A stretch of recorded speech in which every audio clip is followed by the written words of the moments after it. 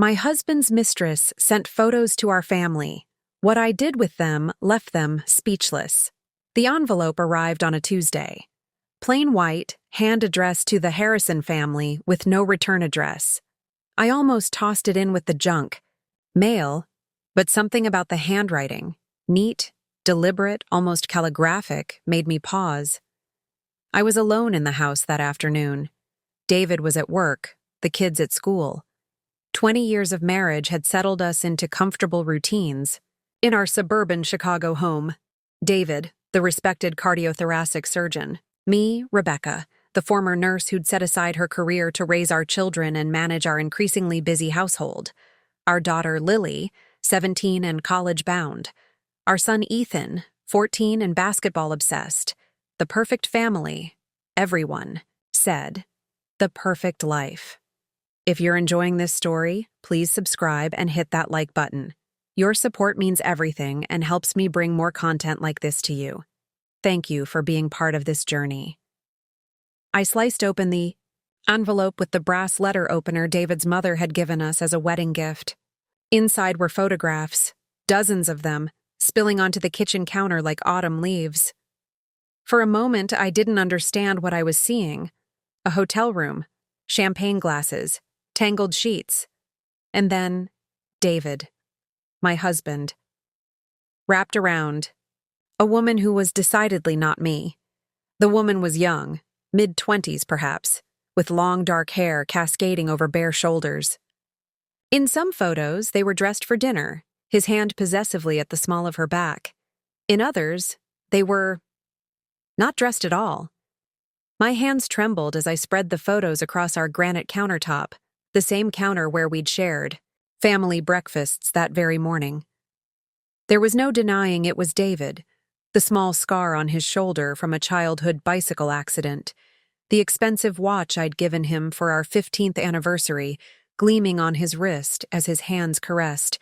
Her body, the timestamps on the digital photos spanned months, different hotels, different outfits, same woman.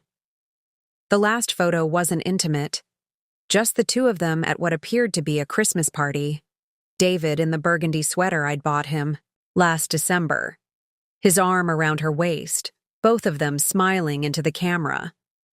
On the back, handwritten in the same careful script as the envelope. He said he was leaving you after the holidays. It's March now. Thought you should know why he won't. A.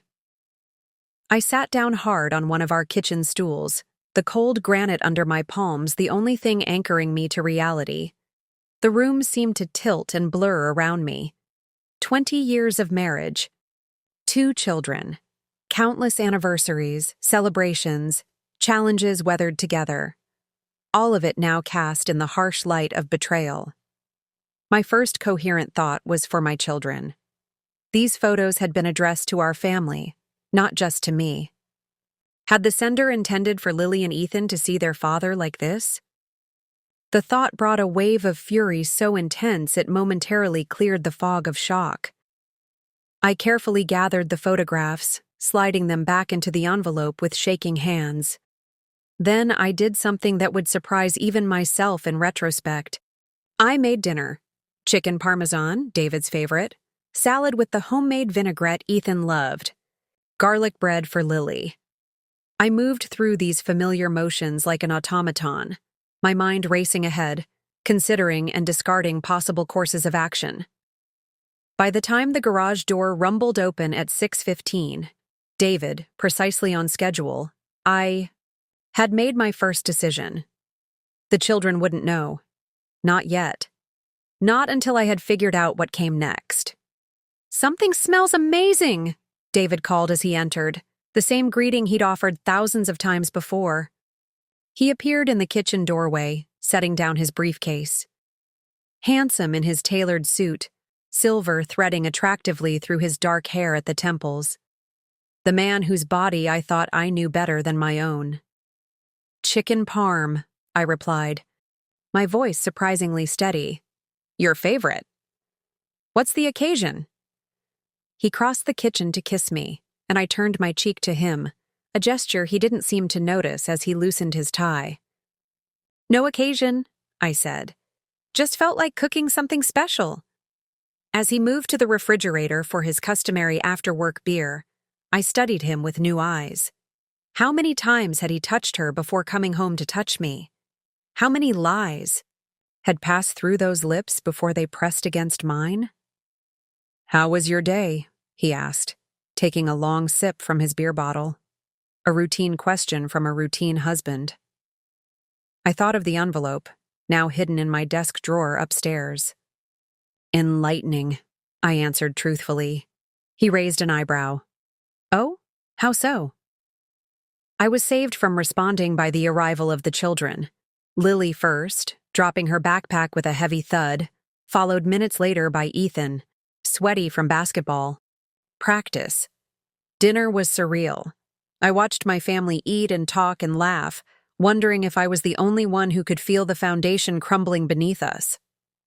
David complimented the meal, asked about the kids' days, mentioned an interesting case at the hospital, all while I silently cataloged every moment for what it might be, the last normal family dinner we would ever have.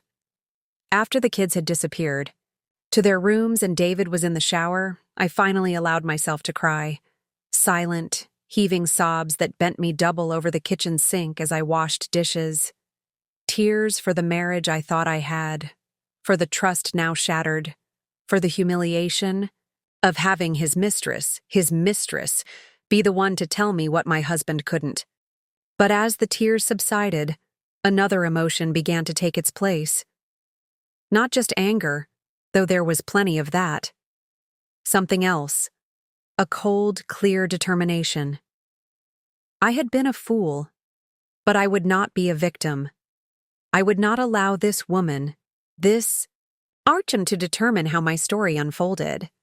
That night, I lay beside David in our bed, listening to his steady breathing, watching the familiar rise and fall of his chest. The chest I had once pressed my ear against to hear his heartbeat. The chest that now felt like it belonged to a stranger. "Who is she?" I asked suddenly, my voice cutting through the darkness. David's breathing hitched, then resumed. He didn't answer. "Her name starts with A," I continued. "She has dark hair. You took her to the Renaissance Hotel for your office Christmas party. The one you told me was just for staff." He sat up slowly, reaching to turn on the bedside lamp. His face was carefully composed, but his eyes darted nervously. "Rebecca, what are you talking about?" I almost laughed at the absurdity of his denial. "I've seen the photos, David." "Photos?" For a moment, genuine confusion crossed his features, quickly replaced by something else. Fear. "She sent them to the house today. Dozens of them. Very explicit." My voice remained eerily calm. "She seemed quite disappointed that you haven't left me yet. Mentioned you'd promised to do so after the holidays." David's face drained of color. "I can explain?" "I'm sure you can," I interrupted. "You're very good at explanations, at stories, at lies." "It's not," he started, then stopped himself. How much did the kids see? Of course, that would be his first concern. His reputation, his image in their eyes. "They haven't seen anything," I said. "Yet?" He closed his eyes briefly, relief evident. "Rebecca, this isn't her name," I demanded. "Tell me her name." After a long moment, he answered, "Adrian. Her name is Adrian Parker." "How long?" Another hesitation. 14 months. Just over a year. While I was planning his 40th birthday party. While we were taking that family trip to Maui. While I was sleeping beside him every night, trusting and oblivious. "She works at the hospital," he continued, words now coming. "In a rush. In administration. It started at a conference in Boston. It was supposed to be a one-time thing, but then..." He trailed off, perhaps finally registering the coldness in my expression. "Did you promise to leave me?" I asked. He looked away. "It was just talk. Things you say in the moment. I never actually..." "Stop lying to me." The force of my voice surprised us both. For once in your life, David, tell me the truth. The silence stretched between us. 20 years of shared history, suddenly insufficient to bridge the gap. Yes, he finally admitted. I told her I would leave after the holidays, that we'd figure out co-parenting and I'd file for divorce in January. He ran a hand through his hair, a nervous gesture I'd always found endearing before.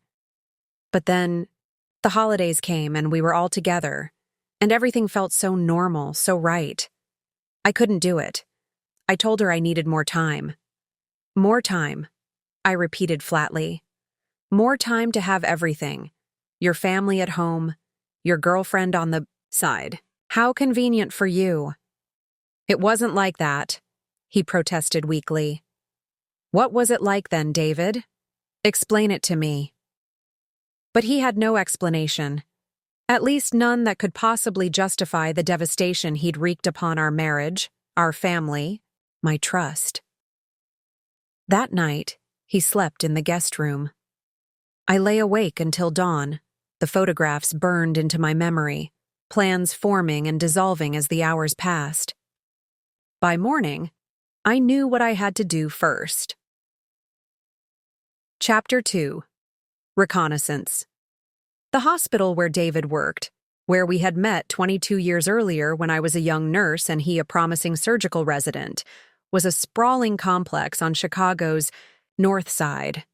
I knew many of the staff, had attended countless hospital functions over the years, had brought homemade cookies to the nurses' stations during holidays. Finding Adrienne Parker proved surprisingly easy. A quick search of the hospital's online directory showed her as Director of Surgical Services Administration. Her official photo showed the same dark-haired woman from the photographs, though professionally attired, and smiling blandly at the camera. 31 years old, 17 years my junior. I dressed carefully that morning after David had left for work and the kids for school. Not my usual casual attire of jeans and sweaters, but a sleek black pantsuit I typically reserved for parent-teacher conferences and dinner parties. Professional, polished, a woman to be taken seriously. Going anywhere special? Lily had asked, as she grabbed a granola bar on her way out the door, eyeing my outfit with teenage curiosity. Just some errands, I'd replied, forcing a smile. Love you. Have a good day. Now, as I walked through the hospital's main entrance, I felt a strange sense of déjà vu. How many times had I walked these halls as a nurse? As a doctor's wife? Never imagining I would one day enter as the scorned woman seeking out her husband's mistress. I had no concrete plan. Part of me simply needed to see her in person. This woman who had inserted herself into my marriage, who had felt entitled to expose my husband's infidelity in such a calculated, cruel manner. The surgical services, administrative offices were on the 3rd floor. I took the elevator, my heart pounding so loudly I was certain others could hear it. The receptionist, a young man with trendy glasses, looked up as I approached. I'm here to see Adrienne Parker, I said, my voice remarkably composed. Do you have an appointment? He asked. No, but it's important. Just tell her it's Rebecca Harrison. I watched his face carefully, looking for any flicker of recognition at my name.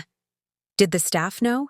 Had they whispered about David and his administrative assistant behind my back at hospital functions? If the name meant anything to him, he didn't show it. Let me see if she's available, he said, picking up the phone. While he spoke quietly into the receiver, I glanced around the waiting area. Professional, sterile, with the generic art prints and uncomfortable chairs common to administrative offices everywhere.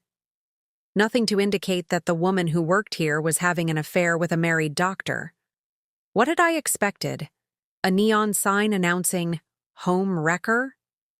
Ms. Parker can see you for a few minutes, the receptionist announced, setting down the phone. Last door on the right.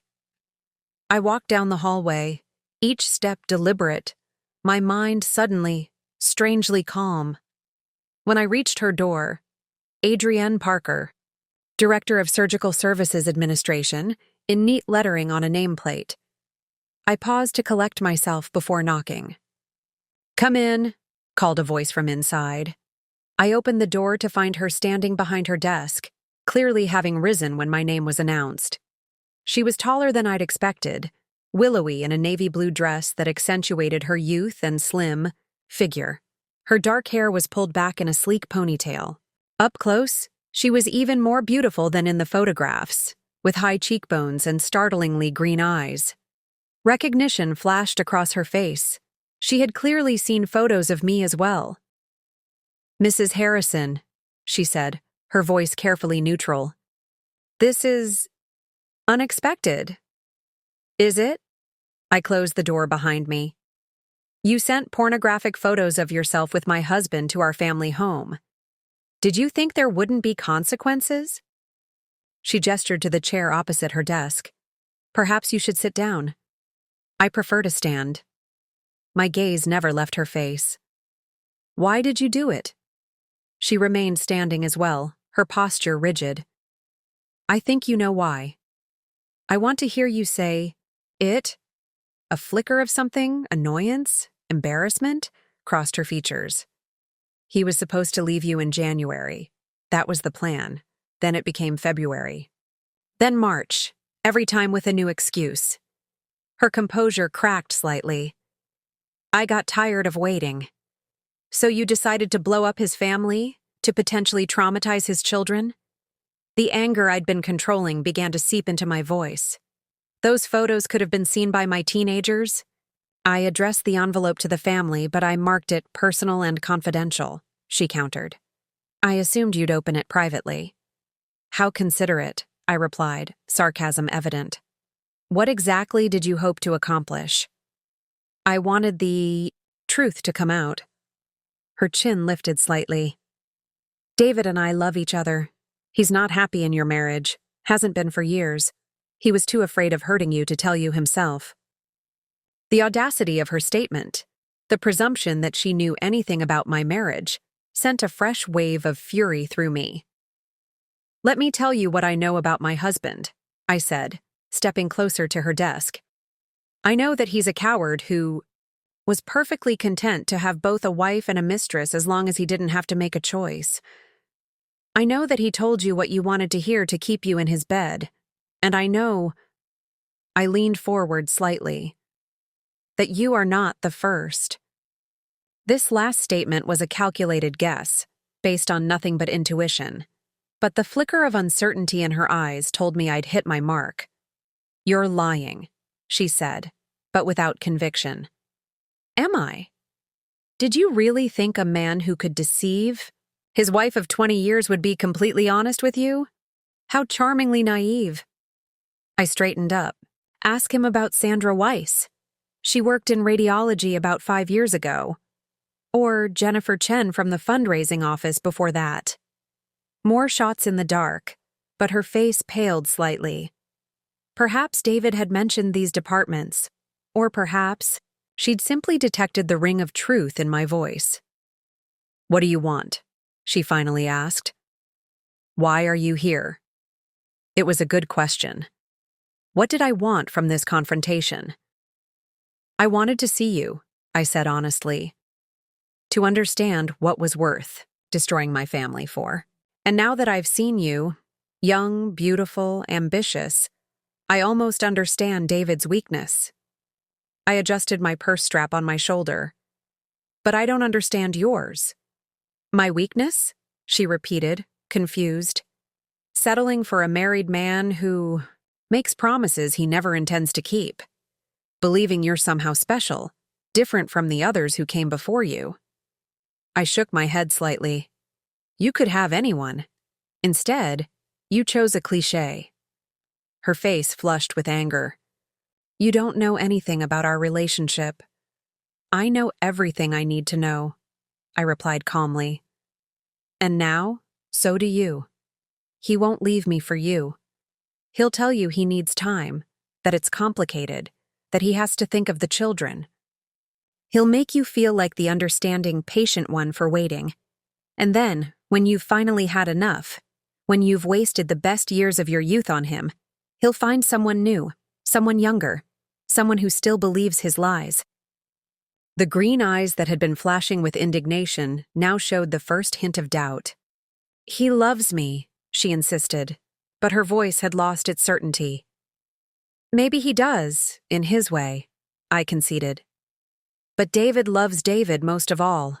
Remember that when he cancels plans, when he can't answer your calls, when he's spending Christmas with his family instead of with you." I turned toward the door. "I won't waste any more of your time. Or mine." As I reached for the handle, she called after me. "What are you going to do? About the marriage?" I paused, looking back at her over my shoulder. "That's between my husband and me. But thank you for the photographs. They've been illuminating." I walked out of her office with my head high, past the curious receptionist, and into the elevator. Only when the doors closed did I allow myself to lean against the wall, suddenly exhausted. The confrontation had given me no satisfaction, no closure, only confirmation of what I already knew. My marriage was over. The only question that remained was how to end it on my terms. As I drove home, my phone rang through the car's Bluetooth. David's name appeared on the dashboard display. I let it go to voicemail. It rang again immediately, and again. Finally, I answered. "What? Where are you?" His voice was tight with panic. "Adrienne just called me. She said you came to her office. What the hell were you thinking?" "I was thinking I wanted to meet the woman who's been sleeping with my husband for the past 14 months, I replied evenly. "The woman who knows what our bedroom looks like from the photos you've shown her. The woman who was important enough for you to promise to leave your family. Rebecca, please, we need to talk about this rationally." "Rationally?" I laughed, a harsh sound even to my own ears. Was it rational to have an affair with a woman 16 years younger than me? Was it rational to promise her you'd leave your wife? Was it rational for her to send me photographic evidence of your betrayal? "I'm coming home," he said. "We'll talk there." "Don't bother," I told him. "I won't be there." I disconnected the call and turned off my phone. I needed time to think, time to plan my next move. The confrontation with Adrienne had been impulsive, emotional. What came next would be neither. I drove to the one place I knew I could find perspective, Lake Michigan. Since moving to Chicago, for David's residency more than 2 decades ago, the vast expanse of water had been my refuge in times of stress or sadness. I parked at my favorite spot, a quiet stretch of shoreline away from the more popular beaches, and walked to the water's edge. The March wind was biting, but I welcomed the cold, the physical discomfort a distraction from the emotional pain. I sat on a large rock, watching the waves crash against the shore, letting the rhythmic sound calm my racing thoughts. 20 years of marriage. Half my life spent with David. We'd built a home, raised children, weathered illnesses and job changes, financial ups and downs. I'd supported his career, managed our household, been the stable center around which our family life revolved. And, all the while, he'd been looking elsewhere, seeking something, someone, new. The question that kept circling back, what now? I could file for divorce immediately, hire the most aggressive attorney in Chicago, fight for everything I was entitled to after 20 years as a doctor's wife. The thought held a certain vindictive appeal. Or I could try to save the marriage, insist on counseling, work through the betrayal, attempt to rebuild trust for the sake of the children, for the sake of 2 decades of shared history. Neither option felt right. The first seemed too destructive, too likely to harm Lily and Ethan in the crossfire. The second seemed impossible. How could I ever trust him again? How could I look at him without seeing those photographs? As the sun began to set over the lake, a third option began to take shape in my mind. Not a divorce, not a reconciliation, something else entirely. I turned my phone back on to find 17 missed calls from David, along with a flurry of texts. ranging from angry, "How could you go to her workplace?" to pleading, "Please come home so we can talk about this." I ignored them all and called the one person I knew would understand the complexity of my situation without judgment, my older sister, Julia. "Becca?" she answered on the second ring. "Everything okay? You never call in the middle of the day." "Not really," I admitted, my voice cracking slightly. "I just found out David's been having an affair. For over a year." A sharp intake of breath. "Oh, honey, I'm so sorry." "It gets worse," I continued. "His mistress sent photos to the house, explicit ones." "Jesus Christ," Julia muttered. "What a bitch." Despite everything, I almost smiled at my sister's immediate loyalty. "Can I come stay with you for a few days? I need some space to figure things out, and I don't want to be home when David gets there tonight." "Of course," she replied without hesitation. "The guest room is yours for as long as you need it. What about the kids?" "They'll be okay with David for a couple of days. I'll tell them I'm helping you with something." The lie came easily, another small betrayal in a day filled with larger ones. "Whatever you need," Julia assured me. "Just get here safely." Julia lived an hour outside Chicago, in a comfortable colonial house with her husband Mark and their college-aged son who was rarely home. It was the perfect place to retreat and strategize. Before heading there, I returned home long enough to pack a small suitcase. David wasn't back yet, probably still at the hospital, perhaps having a crisis meeting with Adrian about my unexpected visit. I left a brief note for the children explaining that Aunt Julia needed help with a project, and I'd be staying with her for a couple of days. Then I texted Lily directly. "At Aunt Julia's helping with some stuff. Dad's in charge of dinner tonight. And tomorrow. Call if you need anything. Love you." Just enough information to prevent worry, not enough to raise suspicion. I added David's contact to the same message. "I'm staying at Julia's for a few days. I'll explain my absence to the kids. Don't try to contact me. I'll call when I'm ready to talk." Then I got in my car and drove away from the home where I'd spent 2 decades building a life that had just been revealed as partially illusory. Julia was waiting on her front porch when I arrived, despite the evening chill. She enveloped me in a tight hug the moment I stepped out of the car. "I've got wine open and pasta on the stove," she said, taking my bag. "Mark's away at a conference, so it's just us. You can tell me as much or as little as you want." Over dinner, I told her everything, the photographs, the confrontation with Adrian, David's panic when he realized what I'd done. "So what's your plan?" Julia asked as she refilled our wine glasses. My sister knew me well enough to understand I wouldn't have fled to her house without some idea of what came next. "I'm not sure yet," I admitted. "But I know I'm not ready to make any permanent decisions. The kids still have so much ahead. Lily's college plans, Ethan's high school years. I don't want to blow up their lives with a messy divorce." "But you can't just pretend this didn't happen," Julia protested. "No," I agreed. "I can't, and I won't." I toyed with my wine glass, organizing my thoughts.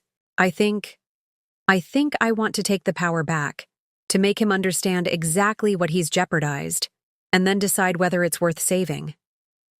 Julia studied me over the rim of her glass. "That sounds ominous. What exactly do you have in mind?" "I'm not entirely sure yet," I said truthfully. "But I know it starts with those photographs." "The ones she sent you? What about them?" A plan was forming, still nebulous, but taking shape with every passing moment. "They were meant to hurt me, to humiliate me. But what if I could use them differently?" Julia's expression grew concerned. "Rebecca, if you're thinking of posting them online or something—" "Nothing like that," I assured her quickly. "I'm thinking of something more creative." For the first time since opening that envelope, I felt a sense of purpose cutting through the pain and shock. I didn't yet know exactly what form my response would take, but I knew it would be calculated, deliberate, and ultimately transformative, not just for my marriage, but for me. Whatever you're planning, Julia said after a moment of studying my expression, just promise me you'll be careful. David hurt you terribly, but don't do anything that will end up hurting you or the kids more in the long run. I won't, I promised. This isn't about revenge. It's about reclaiming my dignity, my agency. That night, in Julia's comfortable guest room, I slept better than I had any right to after the day's revelations. Perhaps it was simply exhaustion, or perhaps it was the first glimmer of a path forward, a way to transform this betrayal into something I could control. The next morning, I woke with newfound clarity. Over coffee with Julia, I outlined what I needed to do next. First, I need information, I explained. About our finances, about David's schedule, about exactly how deep this affair went. You think he's been hiding money? Julia asked, her protective instincts flaring. I don't know, I admitted. But before I confront him again, I need to understand exactly what I'm dealing with. I spent the day on Julia's computer, methodically accessing every account I could remember. Our joint checking and savings, investment portfolios, retirement accounts, credit card statements going back 18 months. The picture that emerged was complex, but not immediately alarming. David's salary as a senior cardiothoracic surgeon was substantial, and while I saw evidence of expensive dinners, hotel charges, and several jewelry purchases that had never made their way to me, there was no indication of major financial deception. What was more revealing were the gaps in his schedule I could now identify. Conferences that didn't appear in any official hospital calendars. Late surgeries on evenings when the surgical wing wasn't even operating. Charity events that left no trace in any of our accounts or social media. I created a detailed timeline of the affair based on these discoveries, cross-referencing it with the timestamps on the photographs Adrian had sent. 14 months of lies, carefully documented. By evening, I had what I needed: a comprehensive understanding of the affair's timeline, evidence of David's deception, and a clearer picture of our financial situation. I also had the beginnings of a plan, one that would require courage, creativity, and a willingness to step far outside my comfort zone. A plan that would use those damning photographs not as weapons of humiliation, but as tools for transformation. I need to go home tomorrow, I told Julia over dinner. There are things there I need to set this in motion. Are you sure you're ready? She asked, concern evident in her voice. It's only been 2 days. I'm sure, I said with more confidence than I felt. The longer I wait, the more time David has to craft his narrative, to turn the kids against me, to hide anything he doesn't want me to find. And you're still not going to tell me exactly what you're planning? I smiled at my sister's frustration. Not yet. But you'll be the first to know when it's time. That night, I texted both children to check in, keeping my messages light and casual. Both responded that everything was fine, though Lily added, Dad's being weird. Super nice and cooking actual food. What did you do to him? I left her question unanswered. I also checked my email and found 3 messages from David, each increasingly desperate. Rebecca, we need to talk about this. Please call me. This silence isn't fair. At least let me explain my side of things. I'm worried about you. The kids are asking questions I don't know how to answer. Please come home so we can figure this out together. I deleted all 3 without responding. The final piece of research I conducted that night was about Adrienne Parker herself. Social media revealed a woman who carefully curated her online presence, professional accomplishments prominently featured, personal life less so. LinkedIn showed her rapid rise through hospital administration over the past 8 years. Instagram displayed artfully composed photos of Chicago architecture, gourmet meals, and occasional glimpses of a stylish apartment. No family pictures. No evidence of serious relationships before David. A woman focused on her career, perhaps, until my husband had appeared in her life with promises of a future together. In another circumstance, I might have felt sympathy for her, for believing David's lies, for investing in a relationship that was built on deception. But the calculated cruelty of sending those photographs to my home, where my children might have seen them, had extinguished any potential compassion. The next morning, I hugged Julia goodbye with promises to keep her updated. "Be strong," she whispered as we embraced. "But also be smart. Don't let anger make your decisions for you." "I won't," I assured her. "This isn't about anger anymore. It's about justice."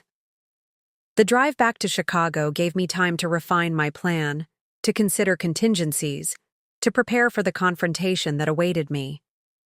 By the time I pulled into our driveway, I felt centered, in a way I hadn't since opening that envelope 3 days earlier. David's car was gone, at work, presumably, though whether that meant actual medical work or another rendezvous with Adrienne, I couldn't know. The house was empty, the kids at school. I moved through the rooms with new awareness, seeing evidence of our shared life everywhere. Family photos on the walls, the throw blanket I'd knitted during Ethan's long soccer practices, David's medical journals stacked on the coffee table. A life built on shared experiences, shared commitments. A life he had been willing to discard for stolen moments in hotel rooms with a younger woman. I went to my desk and unlocked the drawer where I'd hidden the photographs. They were still. Disturbing to look at, but now I viewed them with analytical distance rather than emotional devastation. Each image told a story, not just of betrayal, but of David's character, his choices, his weaknesses. The Christmas party photo particularly caught my attention. Not because of its content. It was one of the more innocuous images, just the two of them standing close together, smiling, but because of what it represented. This wasn't just sexual infidelity. This was a parallel relationship, a double life where David played the role of devoted boyfriend, just as he played devoted husband at home. I selected 12 photographs that told the most complete story, some intimate, others showing them in public together, the timeline evident in seasonal clothing in different locations. Then, I pulled out a large artist portfolio I'd purchased years ago for Lily's art projects and carefully arranged the selected photos inside. Next, I turned to my computer and began drafting an email, the opening move in what would become the most daring, most transformative act of my life. Chapter 3. The Exhibition. The email was addressed to Martin Kaufman, the director of the small but respected gallery where I had volunteered for the past 5 years.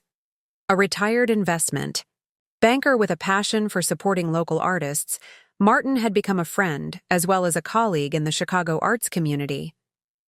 Dear Martin, I hope this email finds you well. I'm writing to propose an exhibition for the open slot you mentioned in next month's calendar. As you know, I've been exploring photography as a medium for the past few years, primarily landscapes and architectural studies. Recently, however, my work has taken a more personal, conceptual turn. The exhibition I'm proposing is titled Exposure, an Intimate Study of Betrayal. It examines the intersection of personal betrayal, privacy, and female agency through a series of found and created images. I've attached a concept document outlining the exhibition and would welcome the opportunity to discuss it with you in person at your convenience. Best regards, Rebecca Harrison. The concept document I attached was carefully worded, describing an artistic exploration of infidelity and its aftermath without explicitly stating that the images were of my own husband's affair. I outlined a multimedia installation that would transform the very photographs meant to humiliate me into a powerful artistic statement about betrayal, agency, and reclamation. After sending the email, I began the next phase of preparation. I moved methodically through the house, gathering items I would need. David's personal laptop, which he'd carelessly left charging in his home office. The spare key to his private filing cabinet. His appointment book from the previous year, I was operating on a mixture of adrenaline and cold calculation, my actions precise despite the emotional storm still raging beneath the surface. I knew I had limited time before David returned home, before I would need to face him and the children, and pretend some semblance of normalcy while my plan unfolded. Martin's response came faster than I'd expected. Within an hour. Rebecca. Oto, what an intriguing concept. I've always appreciated your eye for composition in your landscape work, but this sounds like a fascinating artistic evolution. I'm available tomorrow at 2 p.m. if you'd like to discuss further, and perhaps show me some preliminary pieces. Looking forward to it. Martin. I confirmed the appointment, a small surge of vindication running through me. The first piece was in place. By the time I heard David's car in the driveway that evening, I had everything I needed secured in a lockbox in the trunk of my car. I had also prepared dinner, a normal, everyday meal of roast chicken and vegetables, and was sitting calmly at the kitchen island with a glass of wine when he entered. He froze in the doorway, clearly not having expected to find me there. Rebecca. My name emerged as a half-whisper. You're home. I am, I agreed, taking a measured sip of wine. He approached cautiously, as one might a wounded animal that could either flee or attack. I've been trying to reach you for days. I know. I needed time to think. His face showed a mixture of relief and wariness. And, have you? Thought, I mean? I have. I met his gaze steadily. I've thought about a lot of things. Our marriage, your affair, the future. David pulled out the stool across from me and sat down.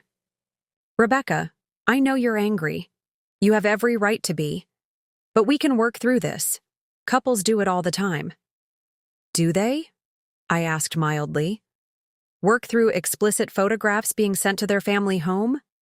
Work through 14 months of calculated deception? He winced. What Adrian did with those photos, sending them to you, that was wrong, cruel. I had no idea she would do something like that. And yet you took them, I pointed out. You posed for them. You created evidence of your betrayal, and then were surprised when it was used against you.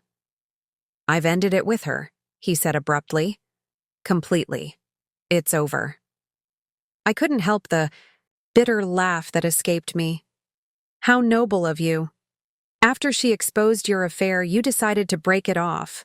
Should I be grateful? No, he admitted, looking down at his hands. But I want you to know that I'm committed to rebuilding what we had, to earning back your trust, no matter how long it takes. I studied him. This man I'd spent half my life with, this stranger who had betrayed me so completely. Was there genuine remorse in his expression, or merely regret at being caught? Did it even matter? The children will be home soon, I said, changing the subject. They don't know anything yet, and I'd like to keep it that way for now. We'll have dinner as a family and pretend everything is normal. Relief washed over his features. Yes, of course. Whatever you think is best for them. After dinner, you and I will talk more. Privately. He nodded eagerly. Absolutely. We'll figure this out together. I didn't bother to correct his assumption that figuring it out meant reconciliation. Let him believe what he needed to for now. Dinner was a masterclass in acting. I asked about the children's days, laughed at Ethan's jokes, discussed Lily's college application essay topic. David followed my lead, perhaps a bit too enthusiastically, earning a suspicious look from our perceptive daughter. Okay, what's going on with you two? Lily finally asked, looking between us. Dad's been weird since you left, and now you're both acting like everything's super normal when it's clearly not. What do you mean, weird? I asked, genuinely curious about David's behavior in my absence. Like, making breakfast? Actually asking about my day? Offering to help with homework? Lily listed. No offense, Dad, but that's not exactly your normal routine. David cleared his throat uncomfortably. I've just been thinking that I should be more involved, that's all. After 17 years? Lily raised an eyebrow, her skepticism clear. Your father and I have some things we're working through, I interjected smoothly. Adult things. But nothing for you to worry about. Are you guys getting divorced? Ethan asked bluntly, his 14-year-old's directness catching us both off guard. Why would you ask that? David responded too quickly. Ethan shrugged. Tyler's parents just split up. His dad was cheating with some woman from his office. Then his mom went to stay with her sister for a while, just like you did. He looked at me. So are you. The silence that fell over the table was deafening. I could feel David's panic radiating across the table, his eyes pleading with me not to confirm our son's suspicions. We don't know yet, I said finally, deciding that partial honesty was better than outright lies. Your father and I have some serious issues to work through, but whatever happens, we both love you and will always be your parents. So he was cheating, Lily deduced, her voice flat. David blanched. Lily, it's not that simple. Actually, it is that simple, she cut him off, pushing back from the table. God, how could you? Her voice broke on the last word as she stood up and fled the room. Ethan remained seated, his expression unreadable. Can I be excused? He asked quietly. I nodded, and he too left the table, though with less dramatic flair than his sister. David buried his face in his hands. That wasn't how I wanted them to find out. Did you have a preferred method? I asked coldly. Perhaps through professionally taken photographs delivered to our home? He looked up sharply. That's not fair. David slept in the guest room that night, a retreat that felt more like surrender than protest. The following morning, he left for the hospital without our usual goodbye, the first acknowledgement that our carefully maintained facade of reconciliation had crumbled completely. I spent the day at the gallery with Martin, overseeing the installation of my exhibition. Each photograph was carefully mounted, each text panel precisely positioned. We worked methodically through the space, creating the narrative flow I had envisioned weeks earlier. You seem remarkably calm, Martin observed as we adjusted the lighting on my centerpiece photograph. Given the personal nature of this work. I've had time to process the emotions, I explained. Creating the exhibition was cathartic. Now I just want to see it completed as envisioned. Well, it's extraordinary work, he said, stepping back to assess the overall effect, regardless of the personal circumstances that inspired it. By late afternoon, the installation was complete. I stood in the center of the gallery, slowly turning to take in the full impact of what I had created. The exhibition told a story. Not just of betrayal, but of transformation. Of a woman reclaiming her narrative from those who would reduce her to victim or fool. As I was preparing to leave, Martin handed me a small stack of exhibition catalogs, fresh from the printer. The elegant booklets contained high-quality reproductions of selected works from the exhibition, alongside my artist's statement and brief explanatory texts. For friends and family who might not make it to the opening, he explained with a knowing look. Or perhaps for those who should see it before then. I nodded, understanding his implication. These catalogs offered a way for David to preview the exhibition privately, without the added humiliation of seeing it for the first time alongside colleagues and friends. When I arrived home, the house was empty, the children still at after-school activities, David presumably still at the hospital or perhaps seeking legal counsel, as he had threatened. I left one of the catalogs on his pillow in the guest room, a silent invitation to understand what he would be facing on Friday evening. The next 2 days passed in a strange limbo. David returned home late each night and left early each morning, our interactions limited to terse exchanges about practical matters. The catalog disappeared from the guest room pillow, but he made no mention of having viewed it. His silence spoke volumes. Either he was still in denial about the inevitability of the exhibition, or he was strategizing his response. The children reacted in their characteristic ways, Ethan retreating further into his video games and laconic, non-answers when asked if he planned to attend the opening. Lily alternating between intense curiosity about the exhibition and concern for my emotional state. "Are you nervous?" she asked the night before the opening, perched on the edge of my bed as I laid out my clothes for the following day. "About how people will react?" "A little," I admitted. "It's one thing to create the work, another to share it publicly." "Dad's freaking out," she informed me, picking at a loose thread on my comforter. I overheard him on the phone with his lawyer. "They don't think they can stop the exhibition, but they're worried about hospital policy violations if the affair with someone who worked under him becomes public." This was new information, though not surprising. Of course, David would be consulting attorneys, focusing on damage control rather than accountability. "Are you still sure about this?" Lily asked, watching me carefully. "It's not too late to change your mind."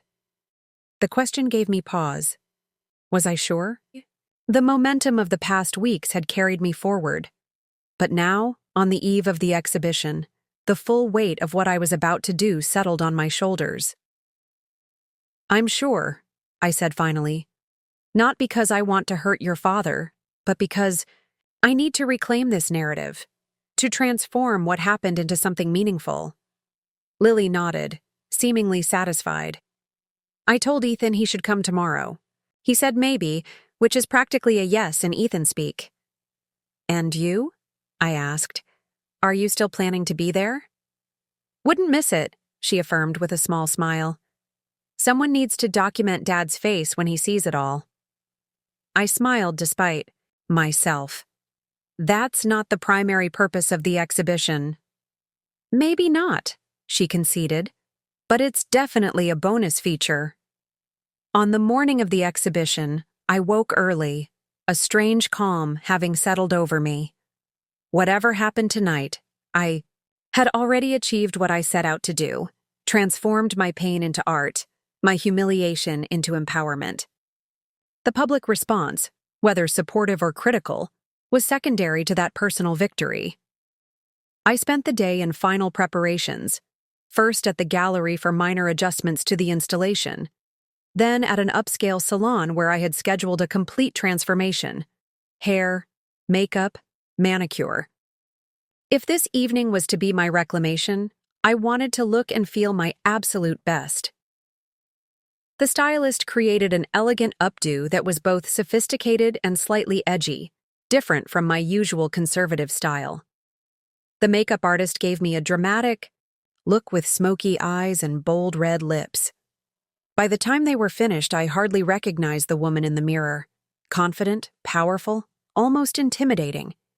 For my outfit, I had chosen a black sheath dress with architectural details, structured shoulders, an asymmetrical neckline, a hem that hit just above the knee. Professional but striking, accented with a single piece of statement jewelry, a silver pendant shaped like a camera aperture, custom made for the occasion.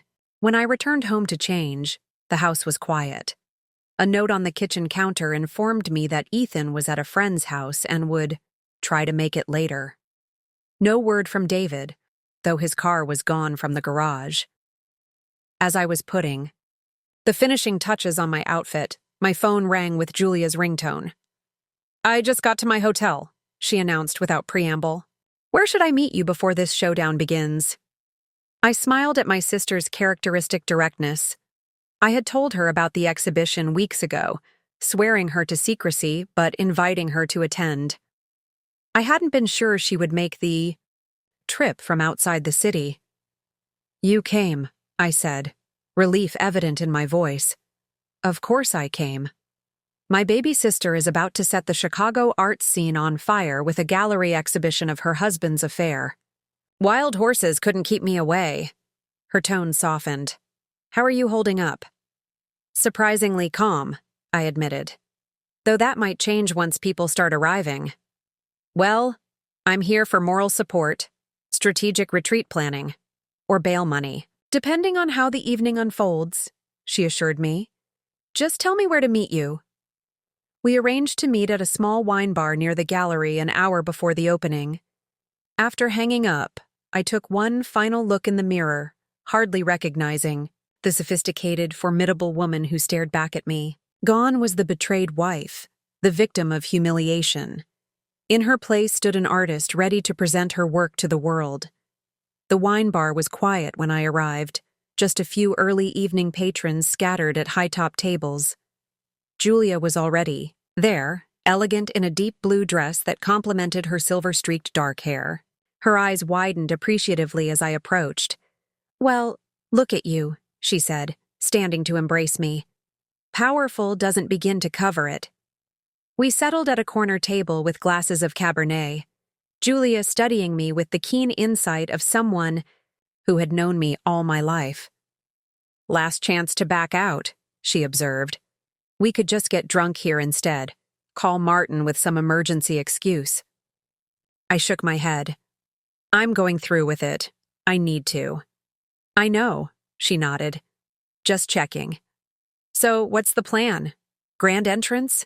Spotlight on the wronged wife turned artistic genius?"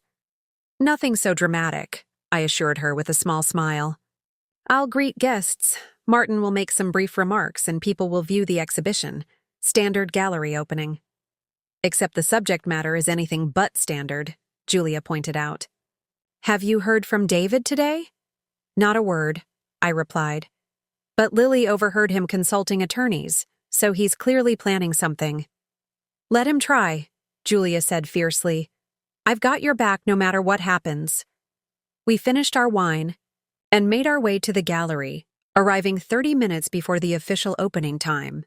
Martin greeted us warmly, introducing Julia to his staff before pulling me aside for a brief conference. "We've had unprecedented response to the invitations," he informed me with barely contained excitement. "The RSVPs suggest we'll be at capacity, and I've already fielded calls from 3 local arts reporters interested in covering the exhibition." My stomach tightened slightly at this news. I had expected attention, of course, had courted it even, but the reality of such public exposure suddenly felt overwhelming. "Nervous?" Martin asked, noting my expression. "A bit," I admitted. "It's one thing to create the work, another to stand beside it while strangers examine your most painful experiences. That's the essence of powerful art," he reminded me gently. "The vulnerability, the risk. But remember, you control the narrative here. These are your terms, your vision." His words steadied me. He was right. This entire project had been about reclaiming control of my narrative. Tonight was the culmination of that effort, not something to fear. As 7 o'clock approached, gallery staff opened the doors to admit the first arrivals. I positioned myself near the entrance with Martin, greeting guests with a composure that surprised even me. Julia stationed herself nearby, a glass of champagne in hand, keeping a watchful eye on the door. The gallery filled quickly with an eclectic mix of Chicago's arts community, regular patrons, and curious newcomers drawn by the provocative exhibition description. I recognized several faces from David's hospital, colleagues, board members, even the chief of surgery, who greeted me with a carefully neutral expression that suggested he had at least some idea of what he was about to witness. At 7:30, with the gallery now comfortably full but no sign yet of David, Martin gently tapped a glass to gather everyone's attention. "Good evening, and welcome to the Harrison Gallery," he began, using the formal name of the space that was so familiar I sometimes forgot it was technically named after his late husband. "Tonight, we are honored to present a powerful new exhibition by photographer Rebecca Harrison, titled Exposure, an Intimate Study of Betrayal." A murmur ran through the crowd at the explicit confirmation of the personal nature of the work. Rebecca has created something extraordinary, a transformation of private pain into public art that speaks to universal themes of betrayal, resilience, and reclamation. I invite you all to experience the exhibition with open minds and hearts, and to join me in celebrating this remarkable artistic achievement." He gestured for me to join him, and I stepped forward, acutely aware of every eye in the room upon me. "Thank you all for coming tonight," I said, my voice steadier than I felt. "This exhibition represents the most personal work I've ever created." It began with an envelope of photographs delivered to my home, evidence of my husband's affair with a younger colleague. Another ripple of reaction through the audience. Those photographs were meant to humiliate me, to reduce me to victimhood. This exhibition is my response, not a denial of pain, but a transformation of it into something meaningful, something empowering. I paused, scanning the crowd. Still no sign of David, though Lily had arrived and stood near the back watching, with evident pride. I caught her eye and smiled briefly before continuing. "As you move through the exhibition, you'll see both the original photographs, artistically modified for public display, and my creative response to each one. The juxtaposition creates a conversation about betrayal, about truth, about the stories we tell ourselves and others. I invite you to join that conversation."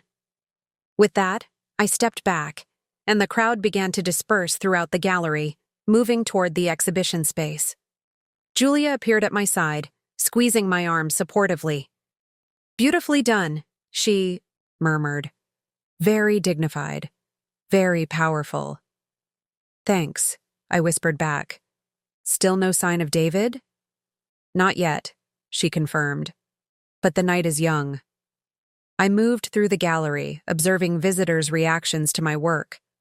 The responses were everything I could have hoped for: thoughtful engagement, emotional connection, admiration for both the technical execution and the conceptual strength.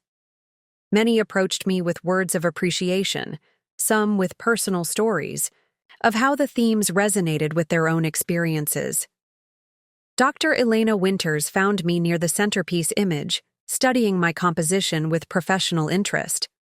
"Rebecca," she greeted me, her voice low. "This is remarkable. Painful to view, knowing the context but undeniably powerful." "Thank you," I replied, genuinely appreciative of her support. "I'm surprised you came, given your relationship with David." "My professional relationship with a colleague doesn't supersede my personal support for a friend who was wronged," she said firmly. "Besides, I wanted to see how you'd transformed this situation. I wasn't disappointed." She glanced toward the entrance. "He's here," she murmured. "Just arrived, alone." I turned to see David standing just inside the gallery doors, looking simultaneously out of place and defiant in his tailored suit. His eyes scanned the room until they found me, and for a long moment, we simply looked at each other across the crowded space. Then, deliberately, he began making his way toward me. "Want me to stay?" Elena offered quietly. "No," I decided. "This conversation needs to happen privately. Well, as privately as possible under the circumstances." She nodded and moved away just as David reached me. Up close, I could see the strain of the past few days etched in the lines around his eyes, the tension in his jaw. "You actually did it," he said, his voice carefully controlled. "You put our private life on display for strangers to gawk at." "I transformed our private tragedy into art," I corrected him. "There's a difference." "Is there?" He glanced around at the gallery visitors examining my work. "Looks like public humiliation from where I'm standing." "That wasn't my intention," I said truthfully. "This exhibition isn't about humiliating you, David. It's about reclaiming my agency, my narrative. By exposing my affair to my colleagues, my friends, potentially my patients?" He kept his voice low, but the anger was evident in every word. "The hospital board chairman is here, Rebecca, the chief of surgery. Do you have any idea what this could do to my career? Perhaps you should have considered that possibility before having an affair with a hospital administrator," I suggested evenly. "Before taking explicit photographs that could be weaponized." before making promises to leave your family that you had no intention of keeping. His face flushed with anger, but before he could respond, we were interrupted by a tall, elegantly dressed woman I recognized as a prominent arts critic for the Chicago Tribune. Ms. Harrison, Sophia Martinez, Tribune Arts Section. I was hoping I might have a few moments of your time to discuss the exhibition. David took a step back, his expression closing. I'll let you get back to your adoring public, he said bitterly. We'll finish this conversation at home. As he walked away, I saw him encounter Lily near the entrance to the main exhibition space. She spoke to him briefly, her expression serious, but not hostile. After a moment's hesitation, he nodded and followed her into the exhibition room. I turned my attention to the waiting journalist, compartmentalizing my personal drama to focus on the professional opportunity at hand. Of course, Ms. Martinez. I'd be happy to discuss the work. The interview was thoughtful and insightful, focusing on the artistic techniques and conceptual framework rather than sensationalizing the personal aspects. When she asked about the origin of the project, I was honest without being graphic, explaining how I had transformed an act meant to humiliate me into a statement of empowerment. The exhibition seems to have resonated strongly with viewers, she observed, gesturing to the packed gallery. What do you hope people take away from it? I considered the question carefully. I hope they recognize that betrayal doesn't have to be the end of your story. That pain can be transformed into something meaningful. That reclaiming your narrative is possible, even when others try to reduce you to victimhood. She nodded, seemingly satisfied with this response. And your husband? I understand he's here tonight. How has he responded to seeing his affair transformed into public art? That's a question you'd have to ask him, I replied diplomatically. But I will say that this exhibition isn't intended as revenge or punishment. It's about my journey, my transformation. His response to that is his own to navigate. After the interview concluded, I found Julia by the refreshment table, sipping champagne and observing the crowd with evident fascination. Well? I asked. What's the verdict? It's a smashing success, she reported. Everyone's talking about how brave and powerful the work is. I've overheard at least 3 people say it should travel to New York after this run. She grinned. And Ethan showed up. He's with Lily, looking at the timeline installation. I glanced across the room to see my children standing together before the meticulously created timeline that mapped David's affair against family milestones. Ethan's expression was unreadable from this distance, but the fact that he had come at all meant more than I could express. What about David? I asked. Have you seen him? He went through the entire exhibition, Julia informed me. Looked like he was going to be sick at several points, but he didn't leave. Last I saw, he was talking to Martin near the back wall. I nodded, unsurprised by this development. David would be looking for allies, for damage control options, for any way to minimize the professional fallout. Martin, as the gallery owner, would be a logical person to approach. As the evening progressed, I continued to circulate through the gallery, accepting congratulations and thoughtful comments on the work. Around 9 o'clock, Lily and Ethan found me near the entrance. Mom, this is intense, Ethan said, his first direct comment on the situation since the truth about David's affair had emerged. Like, everyone here knows what Dad did. That's generally the point of an art exhibition, Lily pointed out dryly, for people to see the art. It's more than that, though, Ethan insisted. It's like, you made something really bad into something kind of beautiful, in a painful way. He looked at me with newfound respect. It's brave. Coming from my reticent 14-year-old son, this was high praise indeed. I hugged him, unexpectedly moved by his perceptiveness. Thank you for coming, I told them both. It means a lot to have you here. Dad's pretty freaked out, Lily reported, but he's trying to act all dignified about it. He said he's going to head home soon and hopes we'll I'll talk tomorrow. I nodded, having expected as much. You two can go with him if you want. Or stay here with me until the reception ends. They exchanged glances. We'll stay, Lily decided, speaking for both of them. This is your night. We should be here. Their support brought a lump to my throat. Whatever else happened, whatever fallout came from this exhibition, I had raised children who understood the importance of standing by family in moments of significance. The reception began to wind down around 10, with guests gradually departing until only a few remained.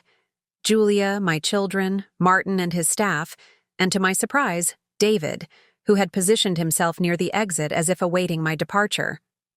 As Martin's staff began the post-event cleanup, I approached David, prepared for anger but determined to maintain my composure. You're still here, I observed neutrally. I thought we might ride home together, he replied, his voice carefully controlled. Talk about next steps. The implication was clear. After the public exposure of the exhibition, we needed to determine how to proceed, both personally and practically. The children are with me, I reminded him. And Julia. They can take your car, he suggested. We need to talk, Rebecca, privately.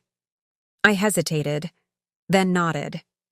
Whatever came next, prolonging the inevitable conversation would only increase tension for everyone involved.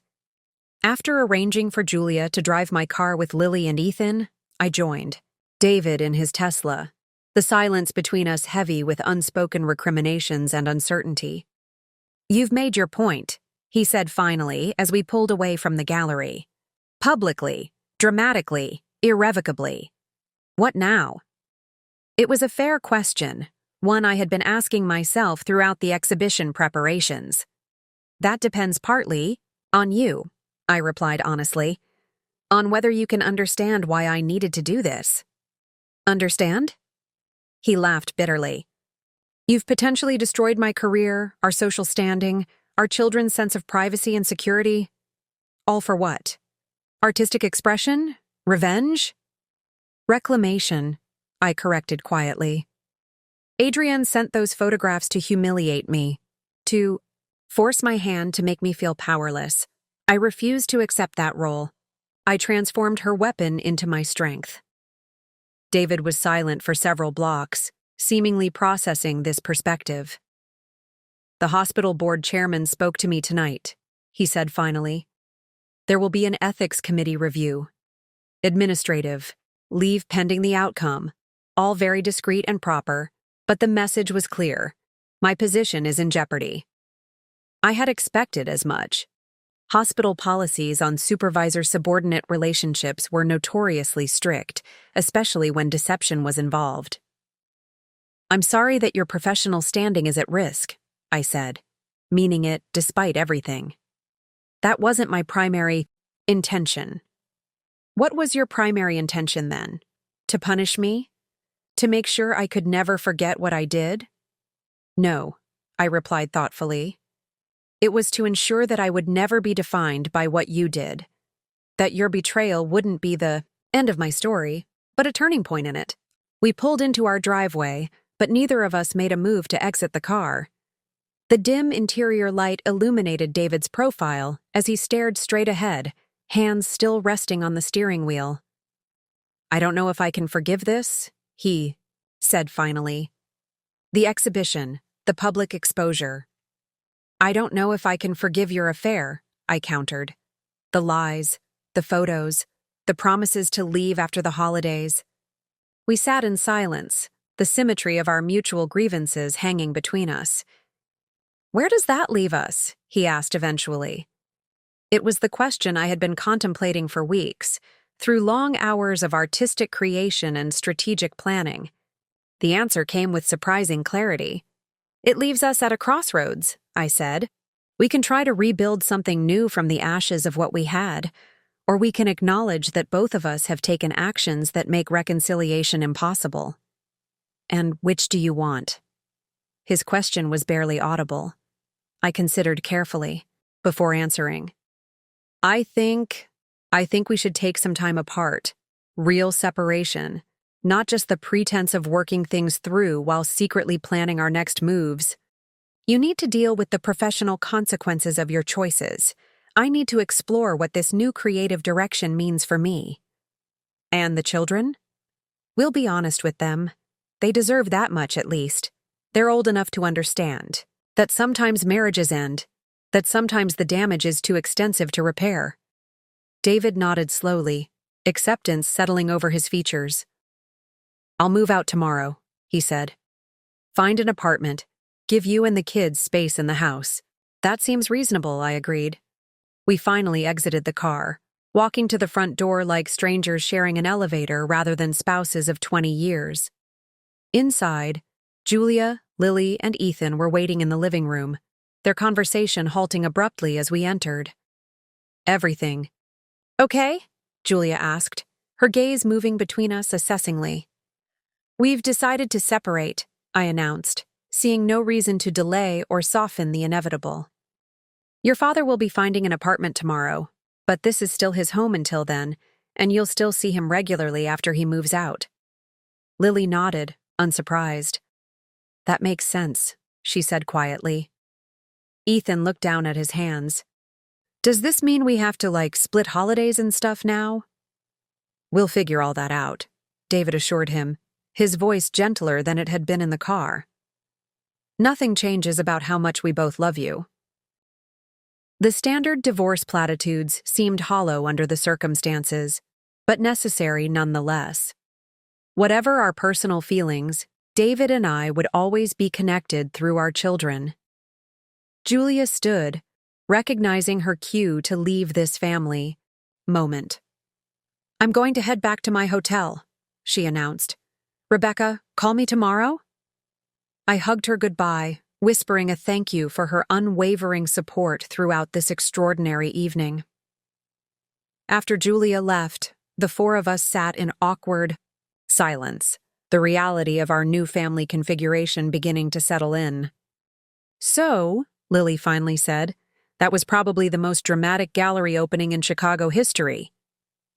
The observation broke the tension, drawing reluctant smiles from both David and me. It wasn't intended as performance art, I said dryly, but I suppose it functioned that way for those who knew the context. The work itself was remarkable, David acknowledged unexpectedly. Painful to see, obviously, but skilled, thoughtful. He met my eyes briefly. You have genuine talent. The compliment, coming after his earlier anger, caught me off guard. Thank you, I said simply. Does this mean you're going to be a real artist now? Ethan asked. Do more exhibitions and stuff? I don't know, I admitted. This project was very specific to our circumstances, but the process of creating it was transformative. I'd like to explore that further. The conversation continued for another hour, moving from the exhibition to more practical matters. How to tell extended family about the separation, what David should look for in an apartment, how schedules might work once he moved out. Throughout, I was struck by how civilized we managed to be, how focused on the children's well-being despite the public spectacle we had just participated in. When Lily and Ethan finally went upstairs to bed, David and I were left alone in the living room, the ghosts of our 20-year marriage hovering between us. I never wanted it to end like this, he said softly. Despite everything.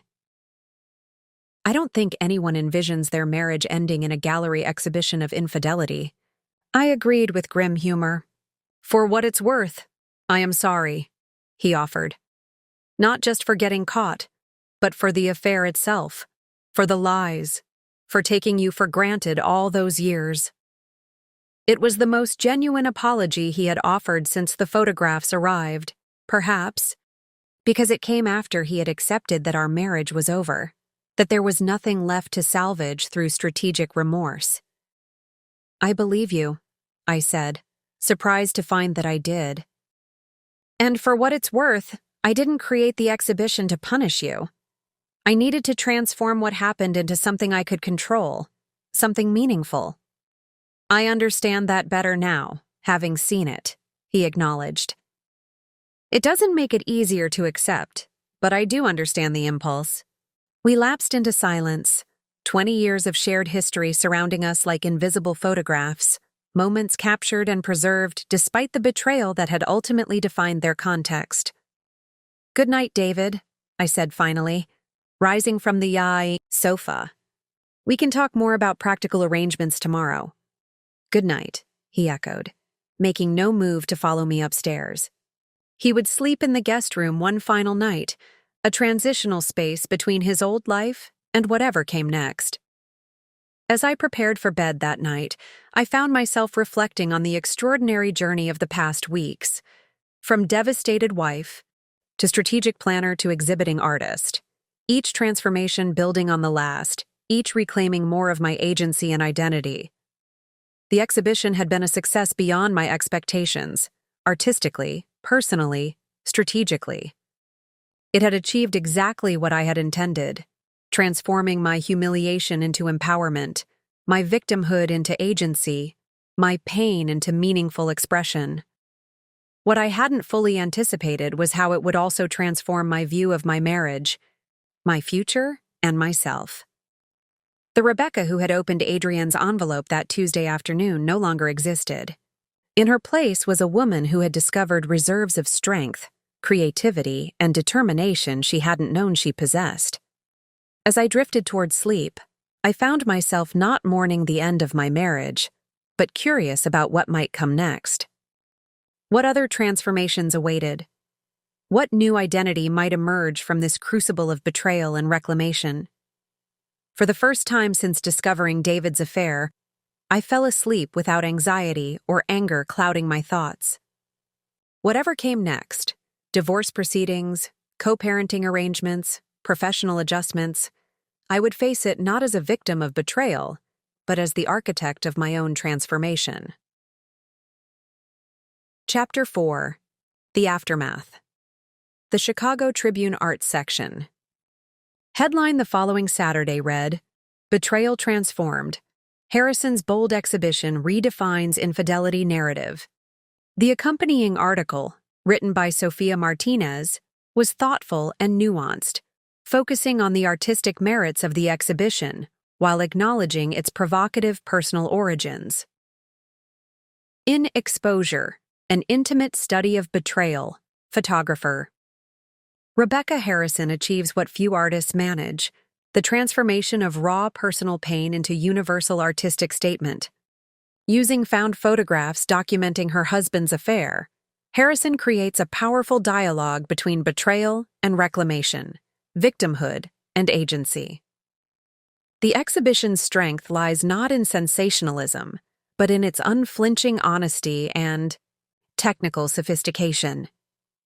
Harrison's juxtaposition of the original photographs, tastefully modified for public display, with her creative responses, creates a narrative of transformation that resonates far beyond the specific circumstances that inspired it. The article went on to praise the conceptual framework, the technical execution, and the courage required to transform private humiliation into public art. It concluded with a recommendation that the exhibition was not to be missed by anyone interested in the intersection of personal narrative and artistic expression. I read the review over breakfast, alone in the kitchen that had once been the heart of our family routine. David had moved to a furnished apartment the previous day, taking only essential clothing and personal items. The children were still asleep, exhausted from the emotional roller coaster of the exhibition and its aftermath. The house felt simultaneously emptier and more peaceful without David's presence. The weight of pretense, first his affair, then my artistic plotting, had lifted, leaving room for authentic emotion and honest conversation. My phone buzzed with a text from Martin. "Have you seen the Tribune? Brilliant review. 3 more publications requesting interviews. The exhibition is officially a sensation." Before I could respond, another text arrived, this one from an unfamiliar number. "I saw the exhibition last night. I understand better now why you did it. No hard feelings. Adrienne."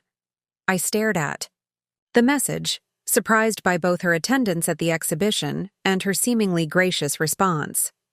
Had she really visited the gallery? Seen her own photographs transformed into art that exposed not just David's betrayal, but her complicity in it? The thought was unsettling, but also strangely satisfying. The woman who had tried to humiliate me had instead witnessed my reclamation. I didn't respond to her message. There was nothing more to say between us, no relationship to preserve or damage to repair. She had served her purpose in my narrative, first as the other woman, then as the catalyst for my transformation. Over the following days, the practical realities of separation began to take shape. David and I communicated primarily through text messages and brief conversations when he came to see the children. We engaged an experienced mediator to help us navigate the division of assets and development of a co-parenting plan, both agreeing that a contentious legal battle would only cause additional pain for Lily and Ethan. The exhibition, meanwhile, continued to generate attention in Chicago's cultural circles. Attendance at the gallery broke records for a solo show by an emerging artist. 3 more reviews appeared in local and national publications, all broadly positive, some verging on celebratory in their assessment of the work's impact and significance. Martin called me into his office a week after the opening, his expression uncharacteristically serious. "Rebecca, we need to discuss what comes next," he said as I settled into the chair across from his desk. "The response to Exposure has been extraordinary. I've had inquiries from galleries in New York and San Francisco about possibly touring the exhibition. The possibility of expanding the exhibition's reach hadn't occurred to me. I'd been so focused on the immediate goal, transforming my humiliation into empowerment through the Chicago showing, that I hadn't considered what might come after. I'm not sure how I feel about that," I admitted. The exhibition was very specific to this moment, this experience. I don't know if I want to prolong it. Martin nodded thoughtfully. I understand that perspective. But there's another consideration. Multiple curators and collectors have expressed interest in your work more broadly. They're asking what you'll do next, if you're interested in pursuing photography professionally. Professionally? I repeated, somewhat dazed by the implication. "You mean as a career?" "Exactly that," he confirmed. "You've demonstrated exceptional talent, both technical and conceptual. Exposure has established you as an artist with a unique voice. The question now is whether you want to develop that voice further." The question echoed Ethan's from the night of the exhibition. "Does this mean you're going to be a real artist now?" At the time, I hadn't had a clear answer. Now, faced with Martin's serious inquiry, I found myself contemplating possibilities I'd never considered before. "I don't know," I said honestly. "I've been a wife and mother for 20 years. I volunteered here because I enjoyed photography, as a hobby, not because I was seeking a career." "The best artistic careers often begin that way," Martin pointed out. "Not as calculated professional moves, but as authentic expressions that resonate unexpectedly with audiences." He leaned forward slightly. "You have an opportunity here, Rebecca. One that emerged from painful circumstances, certainly, but an opportunity nonetheless. I promise to think about it, to consider what a professional artistic path might look like." As I left the gallery that afternoon, my mind was spinning with possibilities that would have seemed inconceivable just weeks earlier. At home, I found Lily at the kitchen table, laptop open to the Common Application website for college admissions. Her senior year would begin in the fall, the college application process looming large in her immediate future. "How's it going?" I asked, setting down my bag and joining her at the table. "Weird," she admitted. "Of this is fair, David. Not to me, not to our children." I stood and began clearing the table, needing physical movement to channel my renewed anger. "But it's the reality you've created for us." After loading the dishwasher in tense silence, I finally turned to face him. "I'll talk to Lily. You check on Ethan. Then we'll meet in your office to discuss next steps." David nodded, looking both chastened and relieved at having clear instructions to follow. I found Lily in her room, lying on her bed staring at the ceiling. When I knocked and entered, she didn't look at me. "How long have you known?" she asked, her voice thick with unshed tears. 3 days, I answered truthfully. That's why I was at Aunt Julia's. She sat up then, her eyes red-rimmed but fierce. "Why didn't you tell us right away?" "I needed time to process it myself," I explained, sitting on the edge of her bed. "To figure out what I wanted to do before involving you and Ethan." "And? What are you going to do?" Her gaze was penetrating, so adult in its intensity that it momentarily took me aback. "I'm still deciding," I admitted. "But I want you to know that none of this is your fault, and your father and I both love you regardless of what happens to our marriage. I'm not a child, Mom. You don't have to protect me with the standard divorce talk." Lily's voice held an edge I'd never heard before. "Dad cheated. He betrayed our whole family. How can you even consider staying with him?" It was a fair question, one I'd been asking myself repeatedly over the past 3 days. 20 years of marriage isn't something you walk away from without careful consideration, I said carefully. "Even after a betrayal like this?" "Would he be so careful if the situation were reversed?" she challenged. "If you were the one who cheated?" "Probably not," I acknowledged with a small smile. "Your father has always been more impulsive than me." "That's one way to put it," Lily muttered. Then, more softly, "Are you okay? Like, really okay?" The genuine concern in her voice nearly broke the composure I'd been maintaining. "I will be," I promised, reaching out to squeeze her hand. "I'm stronger than I look." "I know that," she said fiercely. "You're the strongest person I know." I left her room with my resolve strengthened. Whatever came next, I would face it with the dignity and strength my daughter saw in me. David was waiting in his home office, pacing nervously. "Ethan's playing video games," he reported. "He didn't want to talk much, but he seemed okay. I guess. As okay as possible under the circumstances." "Lily's angry," I informed him. "Mostly at you, but a little at me for not telling them immediately." "That's fair," he acknowledged, running a hand through his hair. "God, Rebecca, I never wanted to hurt them. Or you. It just happened." "Affairs don't just happen, David. They're a series of choices. Hundreds of small decisions to lie, to deceive, to betray." I sat in the leather chair across from his desk, watching him continue to pace. "Sit down. We need to talk about practical matters." He complied, looking relieved at the businesslike tone. Perhaps he thought this meant I was moving toward forgiveness, toward rebuilding. "First, you'll move into the guest room," I stated calmly.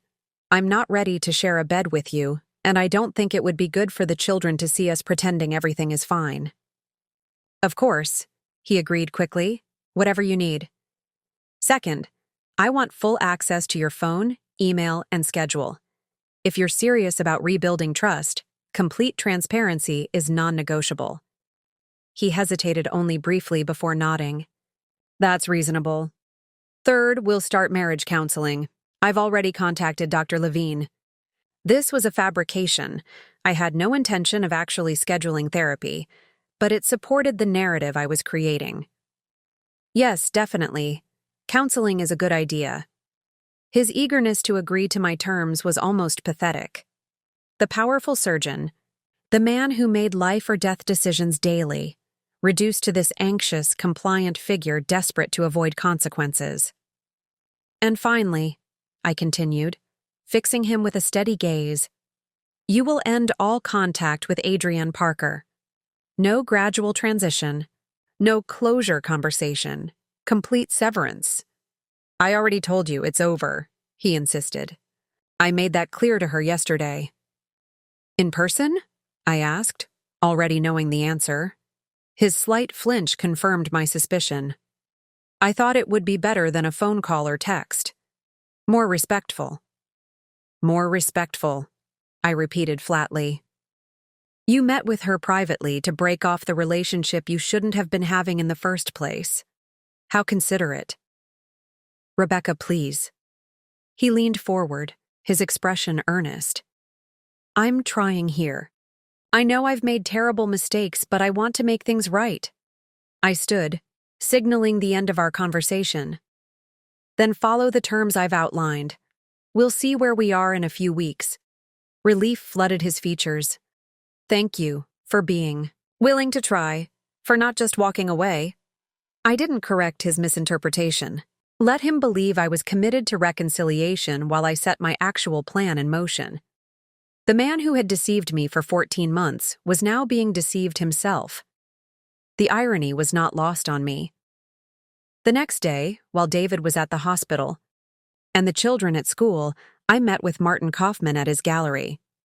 The small, elegant space in Chicago's River North Arts District had showcased emerging and mid-career artists for over 15 years. I'd started volunteering there after Ethan entered middle school, initially just to have something that was mine outside of home and family. Over time, my interest in photography had developed from casual hobby to serious pursuit, with Martin offering mentorship and encouragement. Rebecca, he greeted me warmly, embracing me in the European style, kisses on both cheeks. I've been intrigued since I got your proposal. This is quite a departure from your usual work. Life sometimes demands artistic evolution, I replied, setting my portfolio on the gallery's central table. Martin gestured for me to sit, pouring us each a coffee from the French press he kept in his office. Tell me more about this concept. Exposure, an intimate study of betrayal. It sounds deeply personal. It is, I admitted. The most personal work I've ever created. Carefully, I opened the portfolio and began showing him selected photographs. From those Adrienne had sent. I'd chosen the less explicit images for this initial presentation. David and Adrienne at the Christmas party, entering a hotel, having dinner at an upscale restaurant. These are found images, I explained as Martin examined them with professional interest. Photographs documenting an affair. Interesting composition, he noted, studying one image showing David and Adrienne reflected in a restaurant mirror. The subjects aren't professional models, obviously, but there's an authenticity here, a rawness. That's exactly what I want to explore, I said, encouraged by his response. The raw reality of betrayal. But these images alone aren't the full exhibition. They're just the starting point. I outlined my vision. The original photographs would be displayed alongside my creative response to each one. New images I would create that explored themes of betrayal, resilience, and reclamation. Some would be self-portraits, others symbolic. Compositions using objects from my marriage. The exhibition would also include text elements, excerpts from my journal, from marriage vows, from the emails between David and Adrienne that I had discovered on his laptop. It's conceptually strong, Martin said when I finished.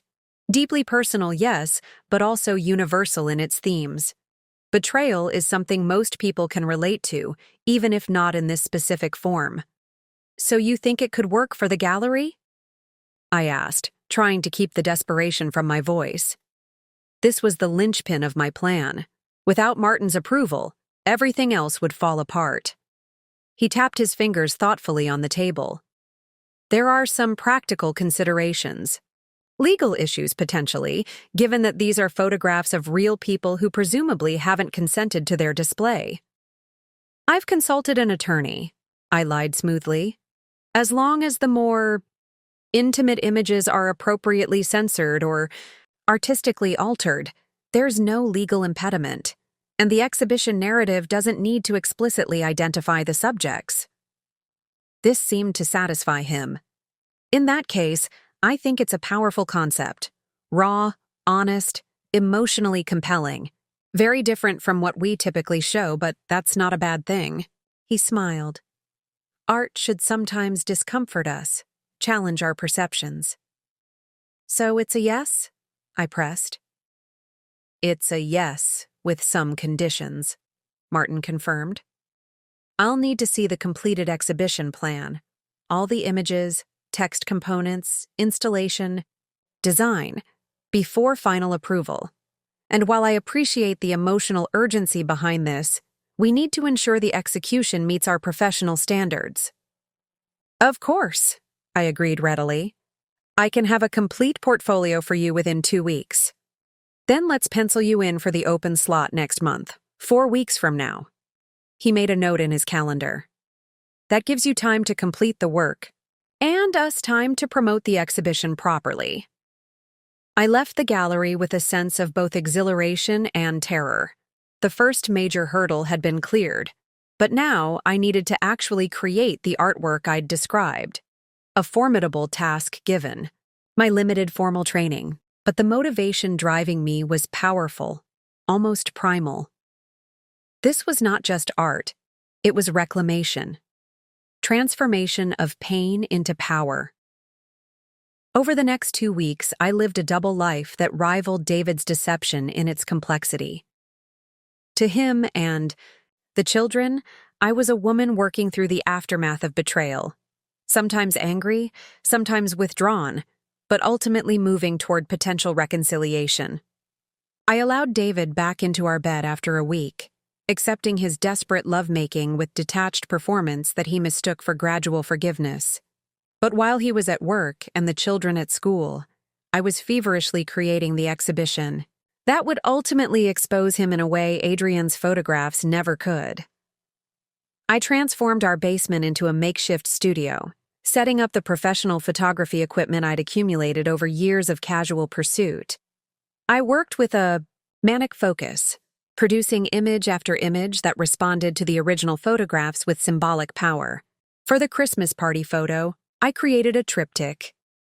The original image, a photograph of our family Christmas card from the same year, and a third image of the Christmas ornaments we'd collected throughout our marriage, shattered on black velvet. For an image of David and Adrian entering a hotel room, I juxtaposed it with a photograph of our bedroom door, slightly ajar, with my wedding dress hanging like a ghost in the darkness beyond. For one of the more intimate photographs, David kissing Adrian's neck in what appeared to be a restaurant booth, I created a self-portrait with strings visibly attached to my limbs like a marionette, my face composed in a perfect wife's smile, despite the puppet strings clearly visible. The text components were perhaps the most devastating. I selected excerpts from our wedding vows, to forsake all others, in sickness and in health, juxtaposed with snippets from the emails I'd found on David's computer. Can't wait to feel you against me again. These hospital conferences are the perfect cover, 3 whole days just for us. Sometimes I think about leaving everything behind and starting fresh with you. Just need to find the right time to tell her. No one has ever made me feel the way you do. It's like I was half alive before you. Each pairing was designed to highlight not just the betrayal, but the calculated nature of David's deception. The careful planning, the complete disregard for the vows we'd made. I also created a timeline. Installation, mapping the affair against significant family events. Adrian's first text message to David the day after Lily's Sweet 16 party. A hotel rendezvous on the weekend we were supposed to visit colleges with our daughter. A weekend trip together scheduled during Ethan's regional soccer tournament, which David had claimed to miss due to an emergency surgery. Throughout this intensive creative period, I maintained the facade at home. I allowed David to believe we were slowly rebuilding, accepting his remorseful gestures, flowers, heartfelt apologies, offers to attend counseling, with measured grace. I even suggested we plan a family vacation for the summer, something to look forward to as we heal. He eagerly agreed, pathetically grateful for any sign of forgiveness. With the children, I was more honest, though still protective. I acknowledged that their father had betrayed my trust badly, but emphasized that adults sometimes make terrible mistakes and that we were trying to work through the consequences. Lily remained coldly angry with her father, while Ethan retreated into increased video game time and laconic responses. Both seemed to accept, if not fully understand, my apparent willingness to consider reconciliation. 2 days before my deadline to present the completed exhibition plan to Martin, I made one final, crucial addition to the collection. Using a timer and tripod, I photographed myself sitting at our dining room table, the original explicit photographs, spread before me, my expression not devastated or enraged, but calmly contemplative. The image was powerful in its quietness, a woman not destroyed by betrayal, but methodically planning her response. This would be the centerpiece of the exhibition, the image used for promotional materials, with the explicit photographs blurred for public consumption, of course. I titled it Reclamation. When I presented the completed portfolio to Martin, his response exceeded my expectations. "This is remarkable," he said, moving through the collection with growing admiration. "The technical skill is impressive, but the conceptual strength is what makes this extraordinary. The dialogue you've created between the found images and your response pieces tells a story that's both deeply personal and universally resonant." "Then you'll move forward with the exhibition?" I confirmed, hardly daring to believe it was actually happening. "Absolutely," Martin affirmed. "In fact, I'd like to move it to our main gallery space rather than the side room we originally discussed. This deserves prominence." We spent the next hour discussing practical details, installation requirements, promotional strategy, opening night arrangements. Martin was particularly taken with my centerpiece image, agreeing it would make a powerful promotional piece for the exhibition. "We'll need to be careful with the marketing, of course," he noted. "Suggestive without being explicit. Enough to intrigue viewers without creating legal issues." "I trust your judgment," I assured him, feeling a surreal detachment from the conversation. Was I really doing this? Transforming my husband's betrayal into public art? The enormity of what I was setting in motion should have terrified me, but instead, I felt only a calm resolve.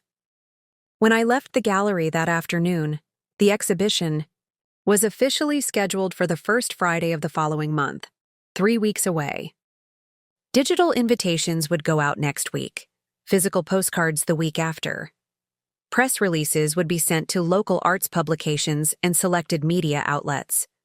The countdown had begun, and David didn't have the slightest idea what was coming. The final weeks of preparation passed in a blur of activity. During the day, I collaborated with Martin on exhibition details, lighting plans, text placements, promotional materials. In the evenings, I maintained the elaborate performance of a wife cautiously reconciling with her repentant husband. David, eager to believe in his redemption, didn't question my increasingly frequent volunteer commitments at the gallery. If anything, he seemed to view my return to pre-affair routines as a positive sign, evidence that our marriage was healing. "It's good to see you engaged with your photography again," he commented one evening as I edited images on my laptop.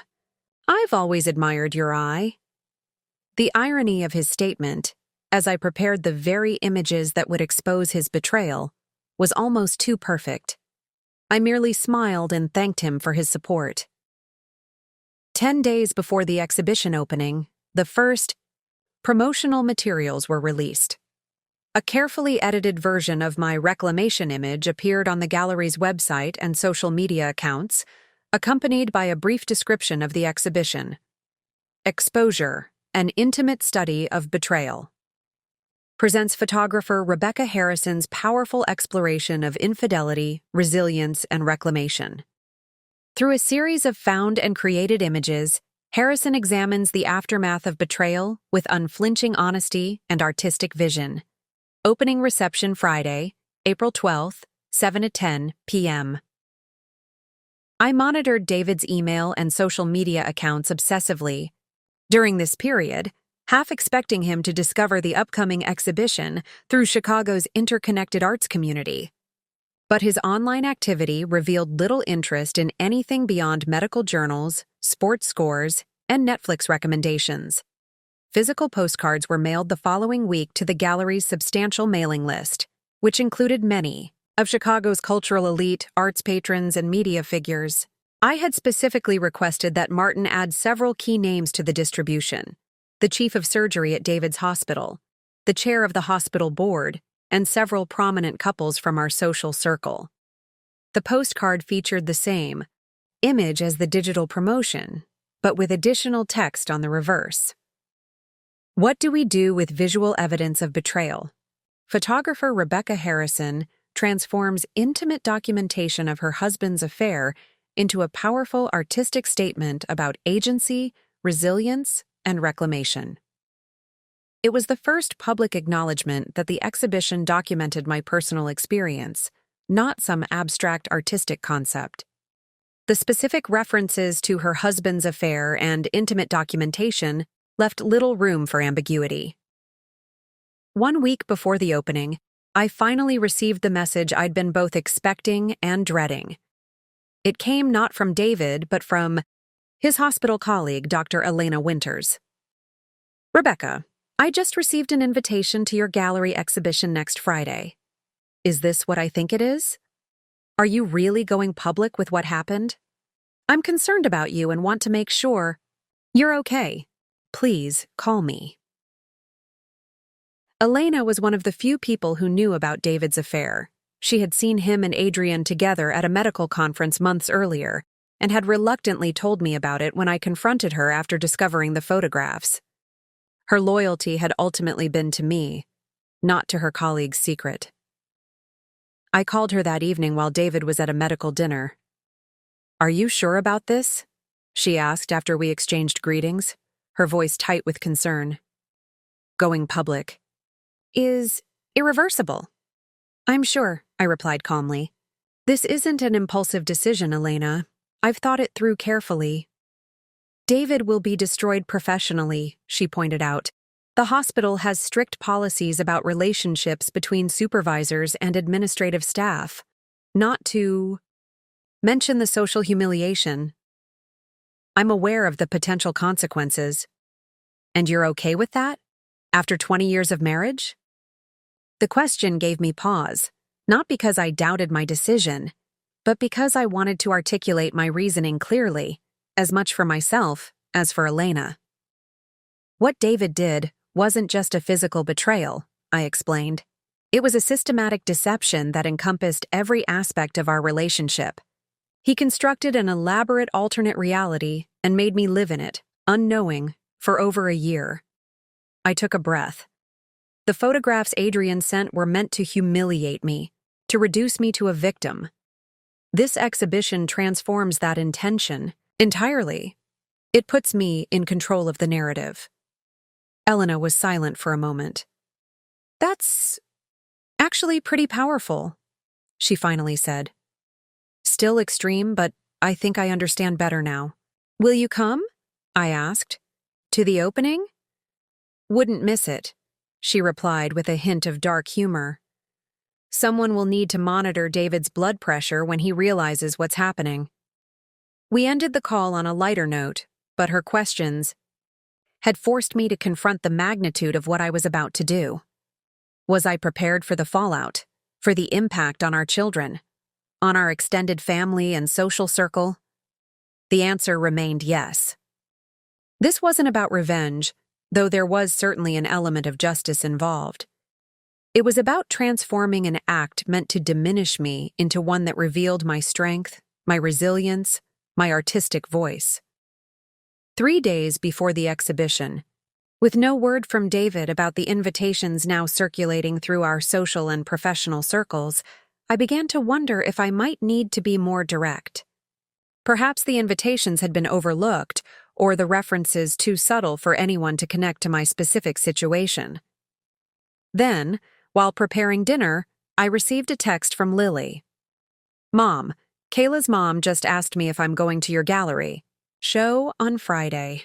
"What gallery show?" Kayla was the daughter of one of David's colleagues, a neurologist whose wife was active in Chicago's arts community.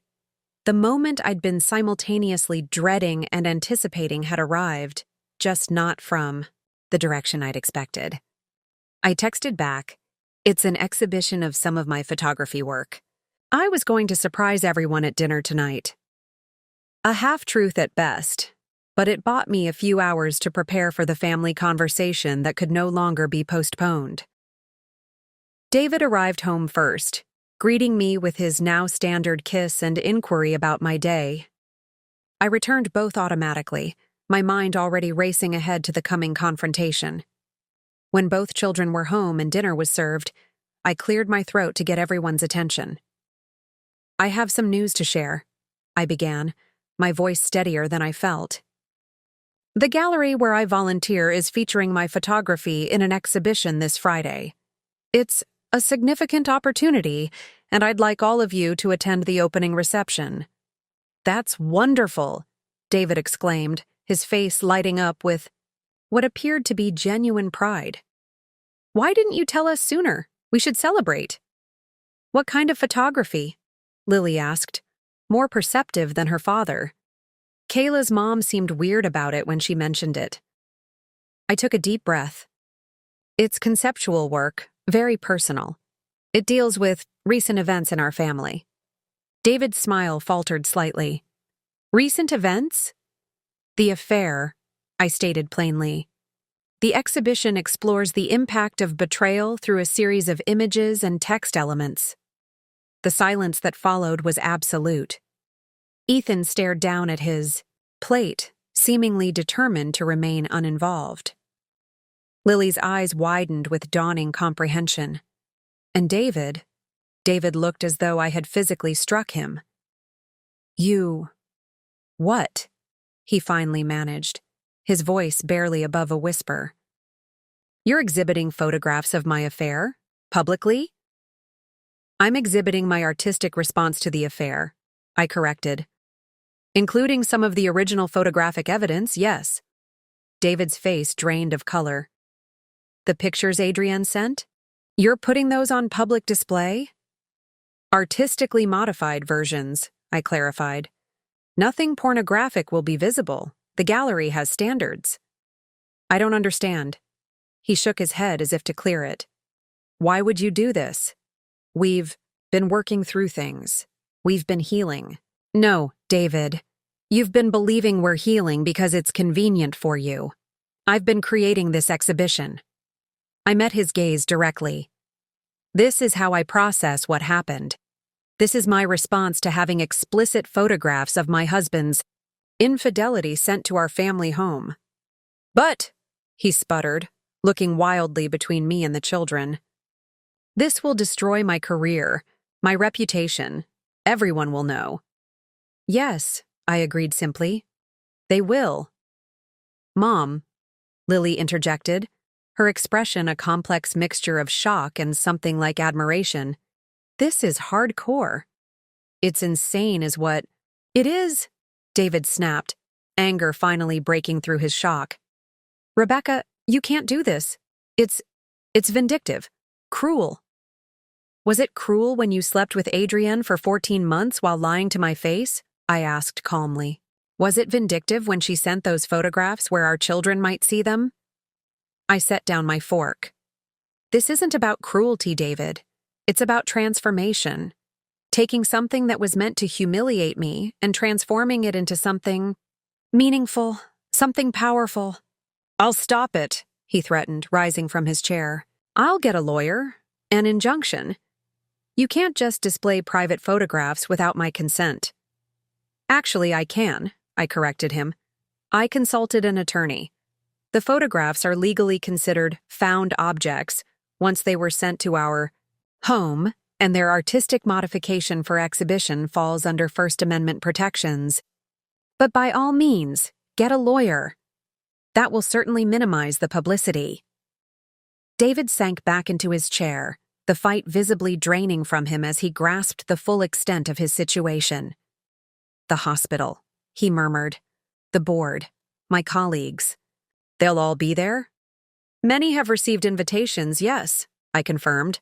"Martin has an extensive mailing list." "Rebecca, please," he begged, his voice cracking. "Don't do this. I'll do anything. Counseling, transparency, Whatever you want. Just don't publicly humiliate me like this. The naked desperation in his eyes might once have moved me. Now it merely confirmed that I had made the right decision.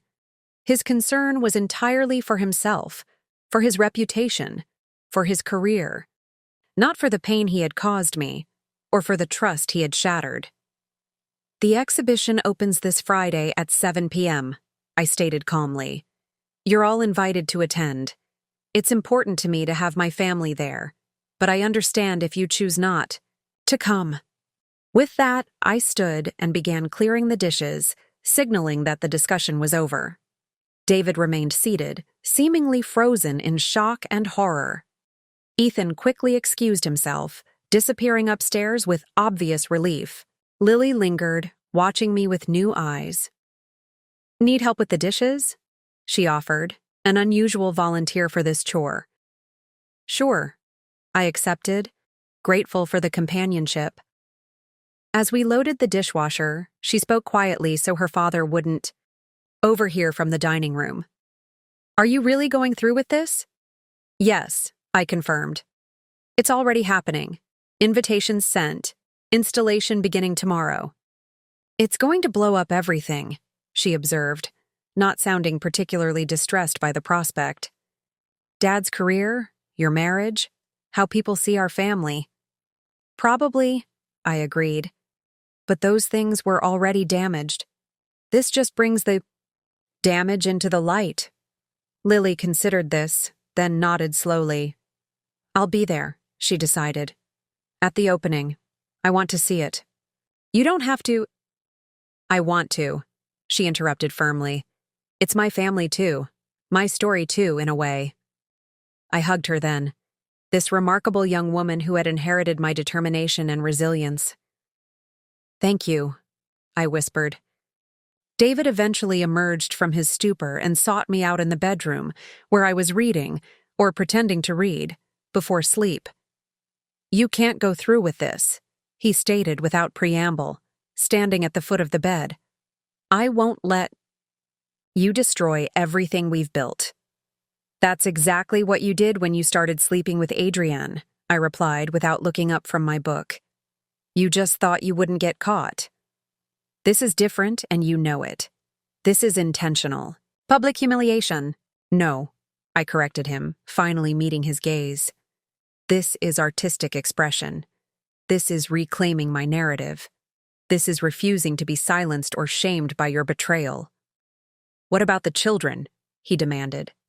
Have you thought about how this will affect them? Their friends finding out? The gossip at school? Of course I have, I replied sharply. Just as I thought about how they might have been affected if they'd been the ones to open Adrienne's envelope. Just as I thought about how your affair might have affected them if you'd actually left as you promised her you would. David ran his hands through his hair in frustration. I'm begging you, Rebecca. Cancel the exhibition. We can work through this privately with counseling, with time. Don't do something that can't be undone. Like having an affair for 14 months? I asked pointedly. Like taking explicit photographs with your mistress? Like promising to leave your family after the holidays? He had no response to this, just a defeated slump of his shoulders. The exhibition opens on Friday, I repeated. What you do with that information is up to you. But it's happening, with or without your approval.